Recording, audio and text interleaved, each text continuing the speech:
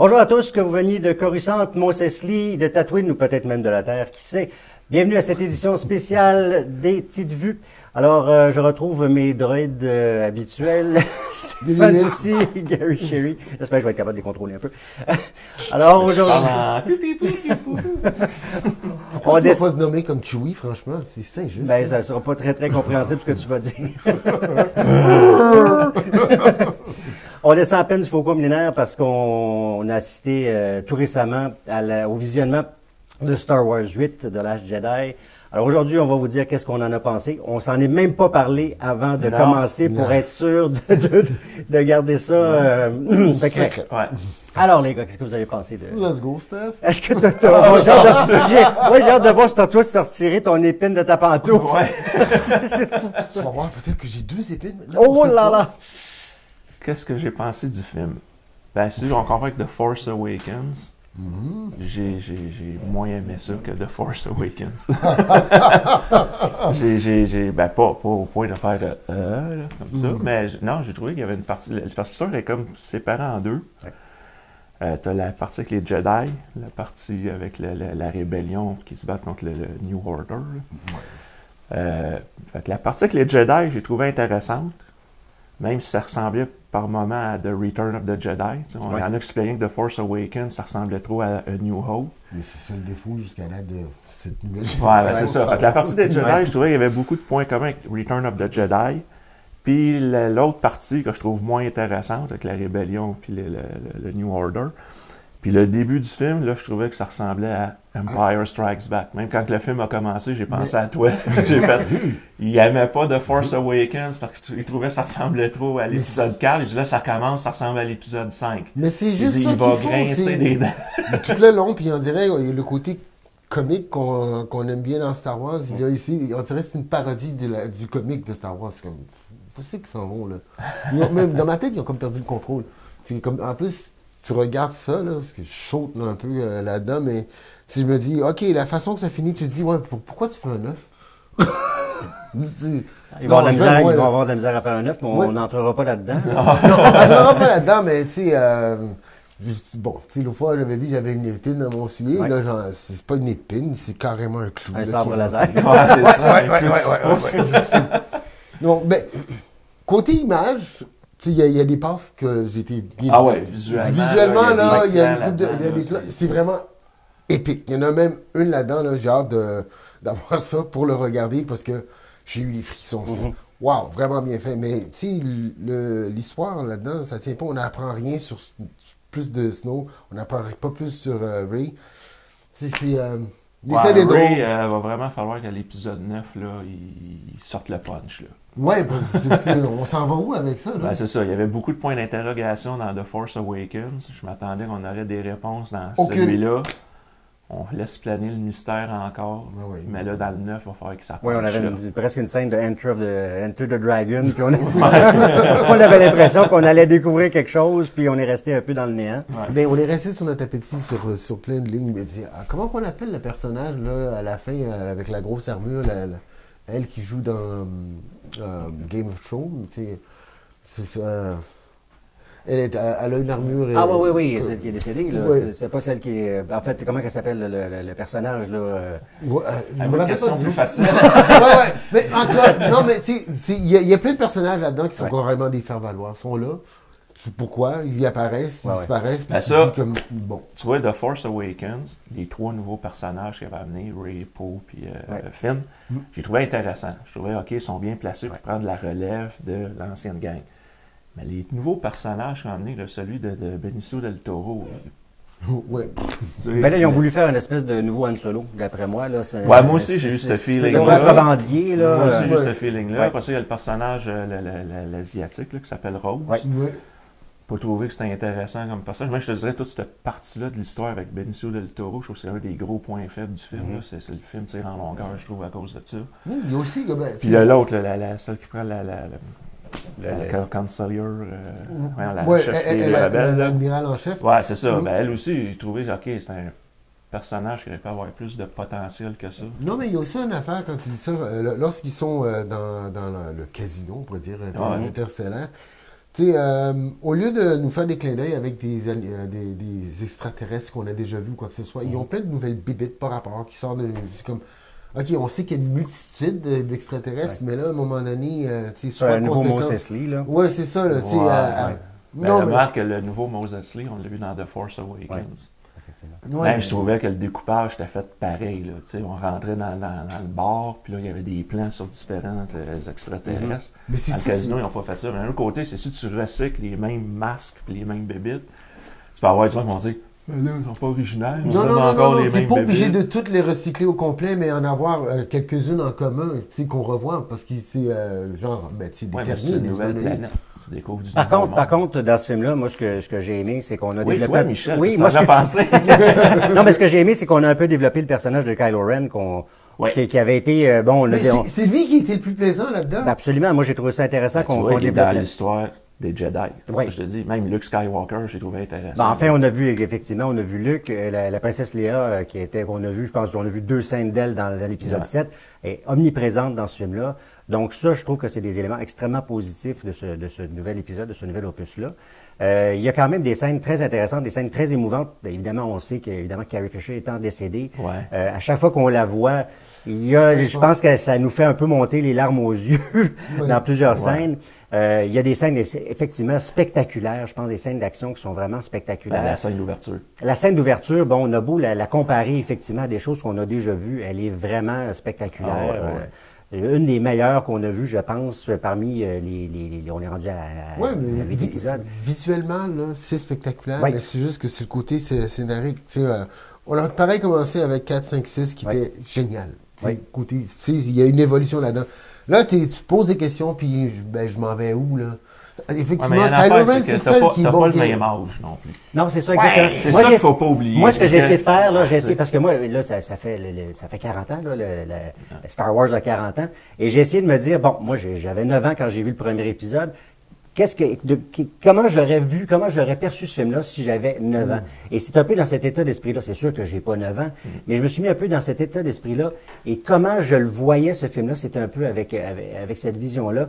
Et je me suis dit, franchement, là, je me suis bien diverti. On a fait des clins d'œil à des éléments que moi, j'aimais.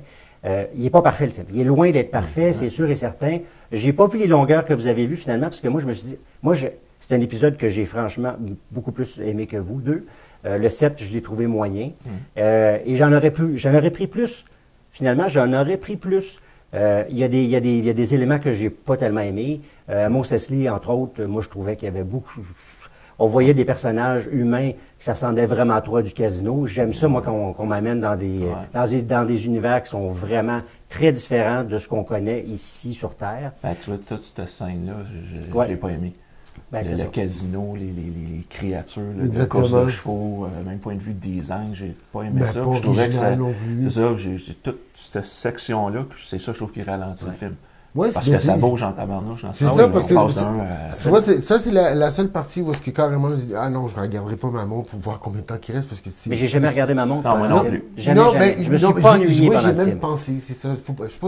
Quand la Switch est off, elle est supposée de rester off, elle n'a pas resté off. Des fois, quand tu commences à penser, moi, je me suis dit, Rian Johnson a réussi à me faire plaisir, plus que dans le film précédent où je me suis dit, là, il vient me faire carrément un copier-coller de ce que j'avais déjà vu. Là, il a pris, effectivement, vous avez absolument raison. On retrouve du Star Wars, on retrouve du Empire of the Jedi, du Return of the Jedi également, du Empire Strikes Back. C'est une espèce de mélange. Et ce qui est un petit peu dommage, c'est que c'est encore une fois une espèce de suite de ce qu'on a déjà vu. Et je repensais à ça, puis je me suis dit, nous, je pense que les épisodes, ce qu'on appelle maintenant les 1, 2, 3, on les a plus ou moins aimés. Il y a un élément que je me suis dit, finalement, George Lucas a quand même réussi une chose dans ces épisodes-là. Il a quand même réussi à nous amener dans des nouveaux univers. Il a quand même créé des nouveaux univers. C'était loin d'être parfait, on s'entend là-dessus. Mais il y avait cet élément-là qui est quand même pas si mal. Il n'y avait pas nécessairement les meilleurs acteurs pour jouer certains personnages. On n'y reviendra pas là-dessus. C'était pas les nouveaux univers, c'était les personnages. Oui, exactement. J'ai tout le temps dit, moi, il aurait fait juste l'épisode 3. Oui, exactement. Il aurait été très satisfait. Il faut juste savoir que Darth Vader, il est venu au monde, puis il avait 8 ans. Reculer jusque-là, ça tuait la mythologie du personnage comme le gros méchant de la galaxie. Tu vois, ben non, c'est un enfant innocent à 8 ans. Tu sais. Puis même l'histoire d'amour, elle aurait pu être réglée dans l'épisode 3. Moi, je trouve que c'est tous les personnages. Le côté politique, là, les jeux, là, c'est comme... Ben, il a voulu faire des épisodes politiques, et puis dans le fond, Star Wars, bon, c'est correct qu'il en fasse un épisode, puis qu'il en mette un peu, mais là, ça devenait très complexe. Puis c'est pas ça qu'on veut voir, on veut voir du divertissement. Et là, il s'est vraiment éloigné de ça. Complètement. Là, dans le moment, je pense que c'est ce qu'on nous a servi hier. Hier, nous, on a vu le film hier. Ouais. Vous allez peut-être pas le voir nécessairement aujourd'hui ou demain. Mais bref, je pense sérieusement que si vous aimez Star Wars, vous allez être divertis. Moi, c'est mon point de vue à moi. Et je sais pas. Côté, diverti côté action, image et tout ça. Humour aussi, émotion. Ouais, l'humour, ça a mal commencé. Après ça, ça a bien été. J'ai ri. Il y a une couple de passes là-dedans que je ne ferai pas de spoiler, mais qui sont vraiment plaisantes. Des fois, c'est par les dialogues. C'est un commentaire qui... Exactement. Il y a du bon là-dedans. Mais c'est le côté, l'histoire, c'est comme, mon Dieu. Mais il y a une chose que j'ai bien aimée, c'est que, puis on dirait que c'est à cause de Rogue One, mais les rebelles sont pas immaculés blancs comme les bons. Exactement. Il y a Poe là-dedans qui fait ses défauts, qui défie l'autorité. Ça, j'ai fait, OK, là, ça devient le fun. C'est pas, nous autres, on est les rebelles, on est blancs, immaculés, tout est parfait. Non, il y a de la bisbille qui se passe entre eux autres. Puis, c'est bien. Même ça, j'ai trouvé, je trouve que ça amène un côté plus mature au film. Exactement. Même tu prends, t'as Finn aussi qui est plus intéressant parce que le premier, il tombait ses nerfs, là. Oui, mais ça, fallait justement qu'on aille vers ça. Mais ça, j'ai dit, l'épisode 7, les 3 nouveaux personnages, on les a placés, ils sont là pour prendre la relève de l'ancienne gang. Puis là, c'est correct ce qu'on a fait avec eux autres. Mais c'est ce qui, comme je te dis, c'est l'histoire avec Poe et Finn que j'ai trouvé plus faible. L'histoire du Jedi, moi, j'ai embarqué dedans. Là. Moi, quand on coupait pour aller à ça, je suis comme, ah, man, non!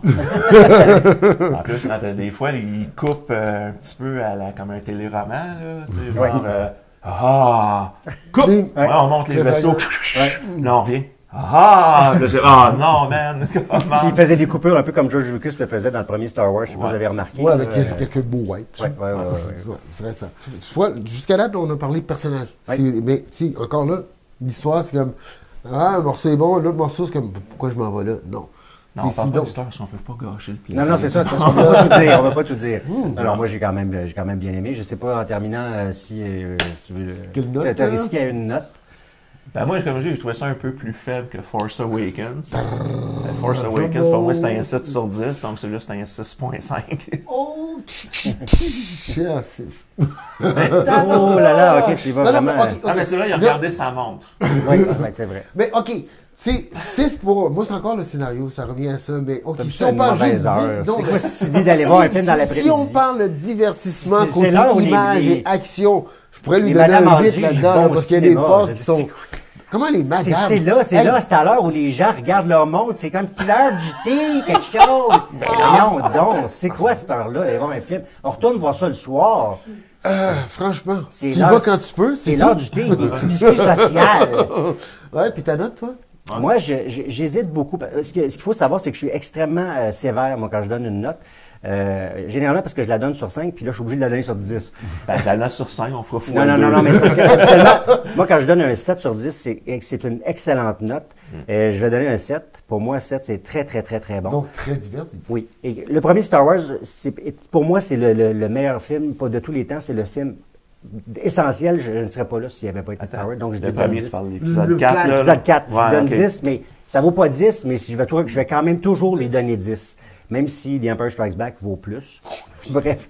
Oui, mais encore là, tu vois, c'est les perceptions si t'es enfant ou adulte. Oui, c'est ça. Écoute, moi, je me souviens, la première fois que j'ai vu Empire Strikes Back, puis là, je suis ton père. Oui. Hey, mes frères, puis moi, non, là, c'est pas vrai, là. Non, il compte des menteries, là, c'est un piège, c'est pas vrai, là. Et pourtant, toutes les madames qui étaient avec toi hier après-midi et qui écoutent les sons, puis ont toutes vu ça, je suis ton père, ils ont vu ça pendant des années à le Guiding Light. En terminant, je voudrais juste, si vous avez un cadeau à faire, que ce soit pour ça dépend à quel moment vous nous écoutez, à Noël ou au début d'année ou peu importe, à la fête de quelqu'un, il y a le film de Steven Spielberg qui va sortir au mois de mars, Moi, je vous suggère vraiment de lire le roman d'Ernest Cline avant de voir le film Ready Player One, parce qu'il y a des choses que vous allez lire et que vous ne verrez pas au cinéma nécessairement parce que Steven Spielberg n'a pas nécessairement eu les droits pour tous les personnages. Donc ça, c'est vraiment à lire. D'abord, ça se lit très, très bien. Je vous suggère de le lire en anglais, parce qu'en français, il paraît que la version française est plus ou moins. Juste si on fait avec Star Wars. Exactement. C'est 3 PO d'une version française à l'autre, ils changent de nom. Mais moi, Star Wars, C'est en 6 PO. français, le premier, l'épisode 4, est beaucoup plus drôle et je préfère la version française. J'ai toujours préféré. En français. Ah, Oui. Non, mais on n'avait pas le choix, jeune, mais une fois qu'on l'écoutait en Non, anglais, non, non, c'est- je le réécoute encore en français. Juste le saccage des noms. Non, moi je le réécoute en français puis je le préfère. Là. C'est pour la femme de ménage, moi je préfère ça en français. Donc, donc voilà, en terminant, ben écoutez, si vous avez aussi, vous avez certainement des commentaires à nous dire, à nous soit par rapport à ce qu'on a dit, ou vous avez évidemment vos commentaires à vous, on veut les savoir. Faites-nous les savoir, c'est sûr et certain. Et aussi, on veut que vous abonniez et vous n'avez pas le choix, joignez-vous à nous.